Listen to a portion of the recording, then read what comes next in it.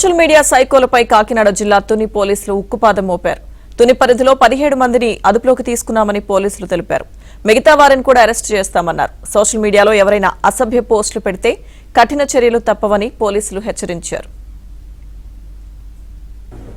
Political parties కి వ్యక్తులకి వారి యొక్క ఇమేజ్ దెబ్బతినే విధంగా, వారి యొక్క ప్రైవసీ డ్యామేజ్ అయ్యే విధంగా, ఫ్రీడమ్ ఆఫ్ స్పీచ్ హక్కుని దుర్వినియోగపరుస్తూ బ్యాడ్ కామెంట్స్ పెట్టిన కొంతమంది వ్యక్తుల్ని ఇటీవల గుర్తించి కొంతమందిని అరెస్ట్ చేయడం జరిగింది. మరి కొంతమంది ఇంకా అరెస్ట్ చేయవలసి ఉంది.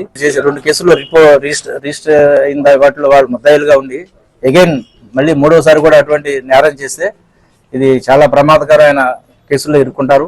సెక్షన్ 111 ప్రకారంగా ఆర్గనైజ్డ్ క్రైమ్ కేసులో వాళ్ళు ముద్దాయిలుగా మారారంటే వాళ్ళు నాన్ బెయిలబుల్ సెక్షన్స్ అవన్నీ లైఫ్ కన్విక్షన్ వస్తుంది. కాబట్టి దయచేసి ఎవరి మాటలు నమ్మొద్దండి. ఎవరు చేసినవి కూడా ఫార్వర్డ్ చేయొద్దు.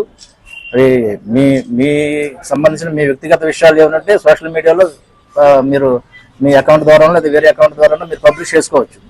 ఎదుటి వ్యక్తుల యొక్క వాళ్ళ యొక్క ఇమేజ్ కానీ, వాళ్ళ పర్సనాలిటీ కానీ, వాళ్ళ ప్రైవసీ కానీ డ్యామేజ్ అయ్యే విధంగా దయచేసి ఎవరు పోస్టులు పెట్టొద్దండి. పెడితే మాత్రం కంపల్సరీగా దాని మీద యాక్షన్ ఉంటుంది.